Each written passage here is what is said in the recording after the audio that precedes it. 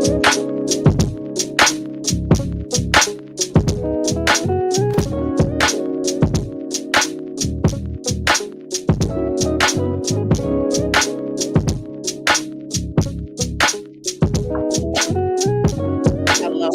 everyone. Hello, welcome to Clean Greens Living, broadcasted live here on Rainier Avenue Radio. Look, I'm broadcasting from a makeshift little office space this morning because it's summer and I have kids in my house. So bear with me in my background as I find my lighting and my way in in these trying times. Anyway, hey Christina, how you doing? I'm good. How are you? You know, I am blessed. You want to welcome us in with the land acknowledgement? Yes. Land acknowledgement. We acknowledge that we are on the traditional land of the first people of Seattle, the Coast Salish past and present, and honor with gratitude the land itself and the Duwamish, Suquamish, Nisqually, Snoqualmie, and Muckleshoot tribes. We also acknowledge what has happened on this land to impact the lives of the Black community in Seattle due to redlining, the systemic and oppressive mechanism of anti-Black racism enacted by the white leaders, politicians, business people, and others rob Black families of the opportunity to build and pass down generational wealth. To share your own story of home or land loss in the central area of Seattle, please contact us here at Clean Greens on behalf of the Black Dollar Task Force King County Reparations Project. www.blackdollardaytaskforce.org or cleangreensfarmmarket.com. We are going to get that together one day. That is a straight tongue twister, but we do want to hear your story. So please visit us at www.blackdollarday.org, right? And I wasn't repeating that because she was wrong. I was just repeating it because it was in my brain, instilled in my brain to say the whole thing. So how's things going with you today, Christina? How is Amy Yee? Really good. Amy Yee is abundantly growing and it's ready to be harvested. We need to see who wants a lot of salad. There's plenty of lettuce. So I spent the Nice. morning thinning out starts of seeds because we're doing, rotation growing. So we have to keep our seeds going because now we have things that are, it's time to pull. They're gone to seed. They're done. They're at the end of their life cycle. But we still need to eat this summer. So we are continuing to plant. But Nice. Amy is looking good. The pumpkin patch is growing. I seen those. I seen that. I was like, what? Yes, the pumpkin patch are growing. The sunflowers are shooting up fast. Yeah. Wait to see that. What you guys were just seeing was pictures on our Duval farm, and pretty much the same thing is going on there. I've been getting pictures all morning. There's a lot of weeding going on out at the farm, and getting ready for the season. They're working on I can't even talk. They're working on the corn down in the lower field. The kale and the greens just grow so beautifully. Kills. Yes, abundantly. Like we have dino kale, curly kale, and isn't there like a third one? Did he Yeah, do flat kale yeah. this year? Huh? Red Russian kale? Okay, yes, nice. So they're working out on there. They're working on corn and squash. I seen squash at Amy Yee. It was huge. Did you see the zucchini? The zucchini, yes, yes. I sent you the picture, then I was like, let me put my hand there for scale because it really doesn't do any justice without scale. Look at that. Look at that. So look, it sounds like we getting some zucchini bread real soon here. Yes. Oh, I didn't ask So you. yeah, so We talked about huh. zucchini bread, but I didn't ask you if you like walnuts in yours. Mm-hmm. Okay. Mm-hmm. Okay. I am look, how could I say this without this sounding inappropriate? I always feel like Daniel's gonna say something very smart or laugh in the background. but I love my nuts. I do too. I used to like cater. I used to cater to my kids. I would make 2 separate banana breads, Mhm. but I don't do that anymore. It's like, Ain't it crazy how you just cater to the kids and then you find yourself not making things like there's this one dish that I want to make that requires okra that I stopped making for years, and it was just like I think they call it goulash or something with just like the meat, the shrimp, the okra. I can't remember if there's corn, but oh, yeah. shrimp? But Hmm.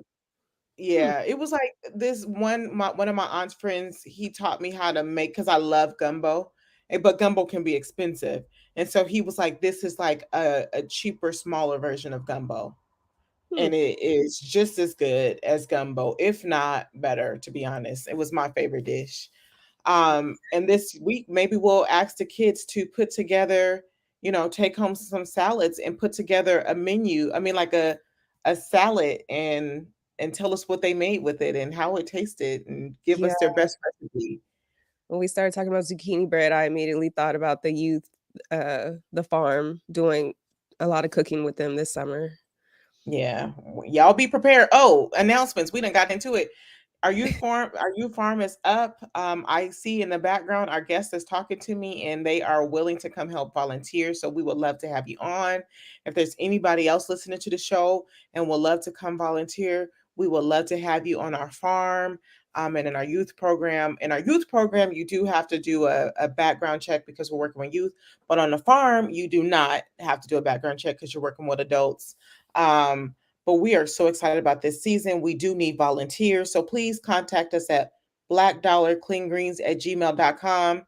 I am so excited to announce that I have a new assistant. So pretty soon I'll be giving y'all her email to connect with us. So I'm not being bombarded with a lot of emails. So I'm so excited about that. If you're listening, Ashiana, welcome to the team. You are at an added addition. I know Christina is so excited to have you too. Yeah, yeah, we have a um, lot to talk about, on the farm. I'm yeah, It's gonna be a summer of learning from Ajiana specifically. yeah. So That's what I love about this. It's like we all come in here and we all think that we're not experts, but we all come in here and we're all learning from each other. And that's what I Mhm, love. You don't mhm. have to be an expert when you come to Clean Greens. Teach us what you know. We teach you what we know, and we get it. It just happens. It's a beautiful community building, and I love it. CSAs are still up. If you want to buy a share, they're still available. Visit us on www.cleangreensfarmmarket.com. If you want to buy a CSA share, we have a single share, a small share. There she go. Hi. We have a single share, a small share, and a large share. If you're interested, and we also have a community giveaway. So for families who cannot afford fresh organic produce, we give it to you for free. And that is the beauty of our CSA. You buy a CSA, you help feed a family. So if you're buying a CSA, you're not only supporting a local nonprofit farm of color, you get fresh, beautiful produce off the farm, and you get to help give back to your community. So it's just like a boom, three good things with our CSA. And we are so excited to have it. The markets are every Saturday from 11 a.m. to 2 p.m. And then we have a second market for people who can't pick up on Saturdays. You could pick up on Thursdays from 3:30 to 7 at 116 21st Avenue. Just look for the green tent. On Saturdays, we are in the parking lot. On Thursdays, we are below. All right. Okay. I'm so excited about our guest today. I met our guest at Make Music Day. Look, can I bring some mushroom blocks as long as they're. Yes, yes. I met our guests at Make Music Day. They were a vendor, and I was so impressed by all the knowledge that they had. And they also wrote a book that I have with me, um, Depression, The Battle of Depression. And I hope I don't kill your name. I'm trying to get your name right. I want to welcome on Cedar Boucher and also his guest, his mom, Michael, and his friend Michael and Sandy onto the show.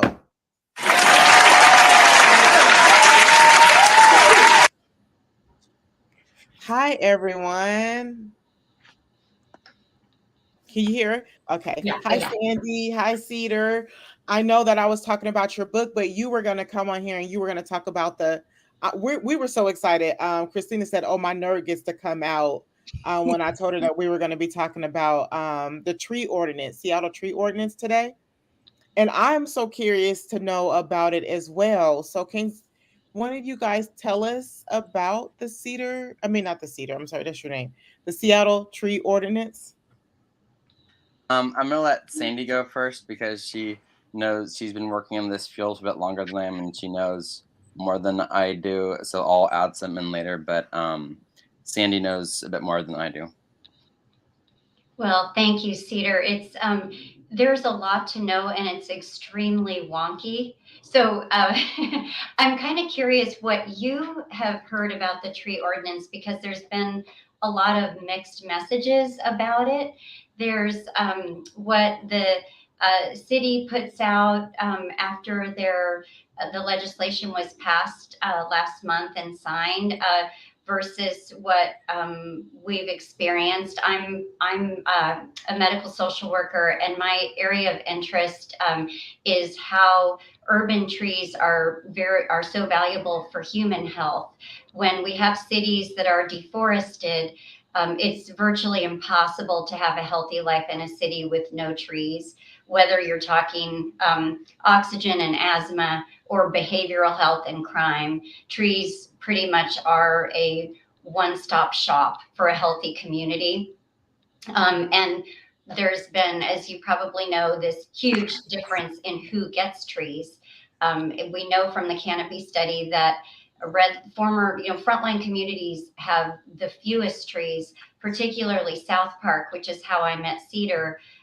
They have an 8-year shorter lifespan, and their tree canopy is very close to 10%, whereas the rest of the city's up closer to 25 to 28%, depending on the neighborhood.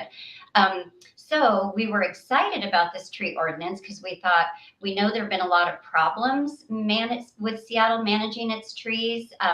Most of Seattle's trees grow on private property. We have some nice street trees, but they don't actually make up much of our canopy, and our parks don't either. Most of our trees are on private property. So we were excited about this tree ordinance, but unfortunately, in the case of development, it goes in the opposite direction. It actually makes it easier to remove trees when a lot is developed. So if I had to say one takeaway from all this is that we can build new housing, affordable housing with trees. In most cases in Seattle, trees grow on the edges of lots. There's no need to remove them. But with the new tree ordinance, they will be removed because it's not that expensive to remove them, and it's going to be easier for developers to do that rather than building around. So I don't want to be a wet blanket because there's tons of great stuff happening in the community and awareness that's building. But our goal is to get this ordinance amended so that it truly protects trees. Nice. I honestly, so I haven't heard of the tree ordinance, but I have heard a lot of talk about the developments of different properties and making sure that we're preserving the trees. And so I'm Mhm. happy to have you guys on here because that makes a lot of sense. Because a lot of times you can get into this tussle about trees versus homeless people, which both are super important, but we have to work on ways that we can keep that in that because trees do bring oxygen. Trees do good in our community. So thank you for coming on here and giving us more information about it. It kind of reminds me, and my parent Gene is about to come out of that movie Lorax when we talk about the trees and the removal of trees. We've been warned about this a while, so we do need to keep our minds open because we're already paying for a bottle of water that is free. Next thing you know, they're going to be convincing us that we have to pay for air. But let's continue to talk about trees. I'm sorry, I just went into a deep dive of the Lorax, y'all. Lord. It's so powerful. Yeah, we're actually tomorrow night we're having a Lorax event. Tree that's on the edge of the lot. The two trunks are each 4 feet thick. They're taking it down. We're like, why? So you hit the emotional nail on the head. The politics gets wonky, but you're hitting the right point. It's a community benefit. We shouldn't have to have only wealthy people having it. Yeah, and it's crazy to even think that, in our line of what we talk about, and sorry, I'll let Michael and Cedar and Christina get something into.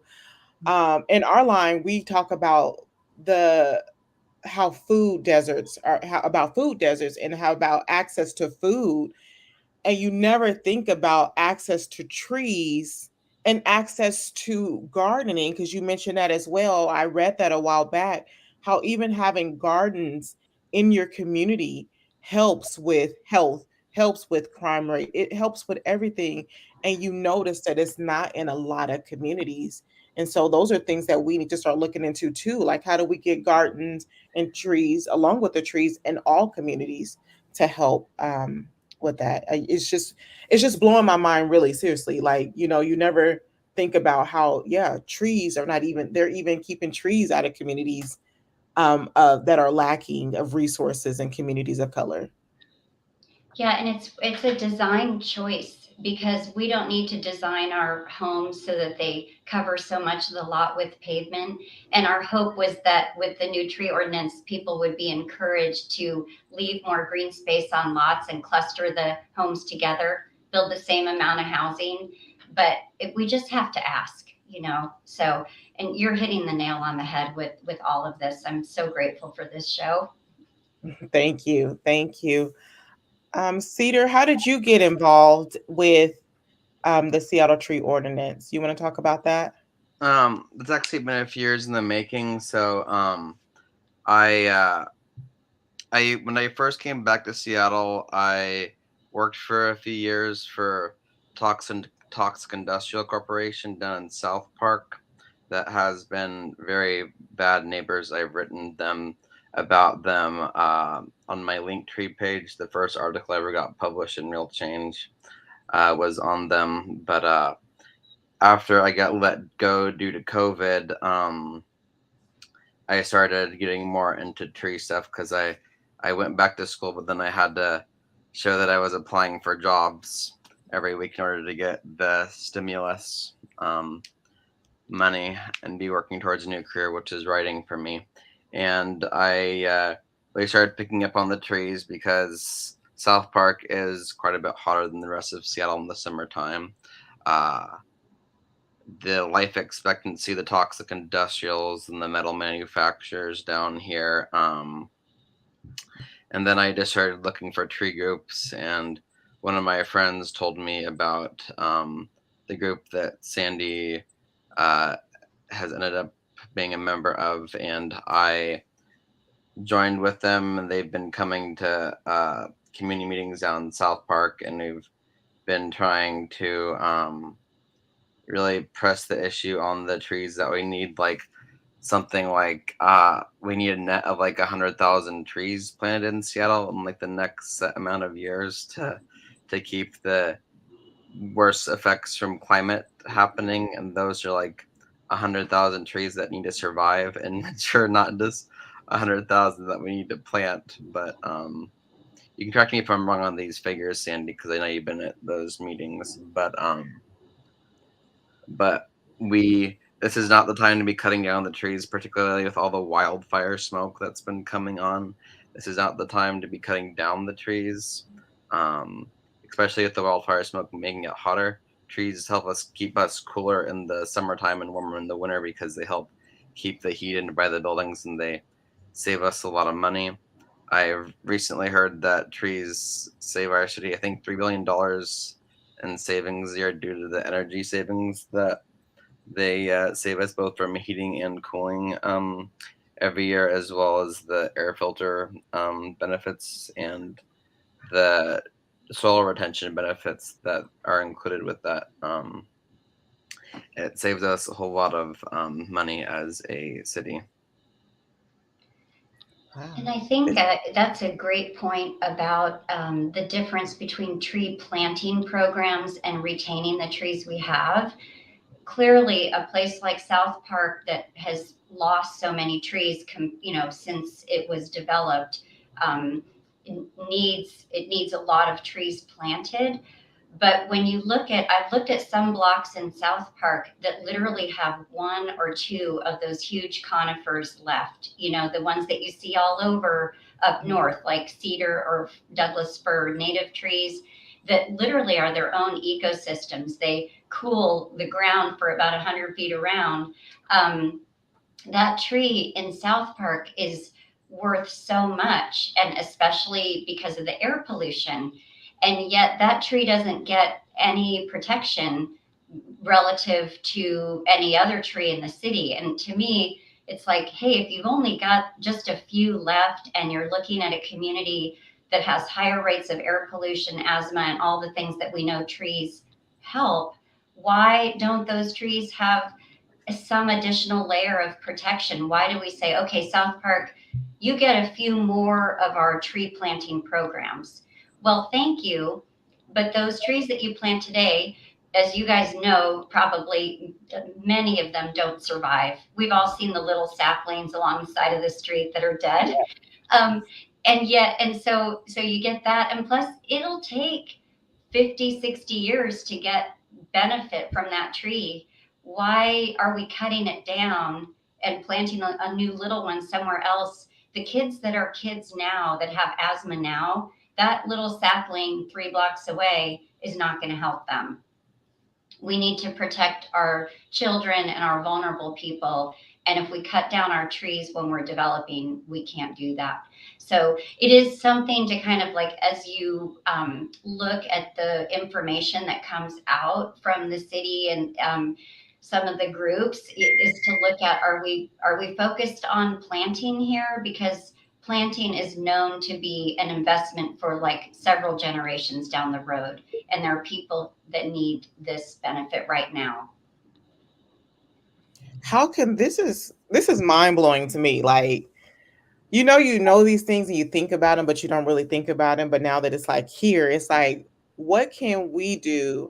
What can we do to be able to give input into the tree ordinance and give input into putting trees where they need to be? Thank you so much. I think you're speaking for most of the public, because most people are shocked when they see big trees being cut down. Most people have no idea what this new ordinance means in terms of even more trees being cut down. So I'm just glad you brought that up. This is really, at this point in Seattle, a political decision. And so that's where the fix has got to start, is with, let's get some basic legal protection for the trees that we have. Then we can look at all the other threats. You'll hear a lot about climate change affects our trees, so a lot of them get more diseases. Many of Seattle's trees are old because we haven't had big tree planting programs. So we have a lot of these really old trees that are near the end of their lives. So you'll hear all those things. But if we don't have anything in place to protect the ones we have, and plant more, we're not, it's all greenwashing. So the answer would be, the groups that are working on this, there's a number of them that if you want to share with your audience. A Tree Pack is a political action committee for trees. The Last 6,000 is on Instagram, and that's a campaign to document and try to protect the last remaining large trees in the city. There's Don't Clear Cut Seattle, which is that's another one that was started after a big clear cut. It's not a terribly organized group of people. In the public arena, there's something called the Urban Forestry Commission, which is a set of commissioners who are volunteer experts from the community, and they advise the city on tree policy. Their recommendations for the tree ordinance were not accepted with the one that was just passed. So I would, a simple message would be, reach out to elected leaders, Lisa Herbold or whoever is, in whichever district you're in, or Tammy Morales, I believe, for District 2, and let them know that you want the tree ordinance to be fixed, and so that it truly protects trees. And we have quite a bit of hope pinned on the next council candidates who are coming, because they, almost to a person, they have all pretty much said this is a concern and they'd like to work on it. So that's another place to put some energy, is at least when you hear about candidates or meet them, to ask them, what's your stance on trees? All right, nice. And there's one thing that I've learned, is there is a power in numbers. And the more we Exactly. spread the word, the more that we, like you said, hold them accountable. I've seen it happen. I've seen it happen where once we know what's going on and we spread the word and we show up to those city council meetings and we are speaking on it, things can happen. So, as much as I could spread this word, I'm so excited that you guys came on the show to talk about it. I would love to hear more from you guys. And going forward in the future about this Seattle ordinance. And just even Sandy, about your urban forestry advocate, I would love to know more about that. And I know Cedar said that they have some more stuff for us to talk about coming soon. And we would love to have you guys back on this show. But you guys, food, tree, just like even when farming, we learning how to farm with the earth, so we're not depleting it of its natural resources. It is serious. Climate is real. How we treat our earth is real. And how we treat our trees is real. I know we all sound crazy when we're talking about this, but we have been warned many a times in all these kids' movies, y'all. It is time to put into action. Yeah. So is there anything last thing you guys want to say before we close out the show really quick? I just wanted to add that I appreciate your holistic view, because even though trees are not specifically related to your work and the CSA, from a policy standpoint, it's part of a healthy ecosystem. Our soil, the underground fungal network that supports all life, is supported by our trees. So we can't divide up our environment into the pieces that we are particularly caring about. We have to care about the whole thing. And I feel like you really understand that. And I'm just grateful that you brought this to the attention of your group. No problem. Well, thanks, Cedar. And I'm so excited to even learn more about this because this really spoke to my heart today. Thank you, guys. Thank you for coming. Thank you for tuning in live to Clean Greens Living, broadcasted here on Rainier Avenue Radio. It is your host, Bri. Bye. Bye, Bye. guys. Thank you. You're welcome.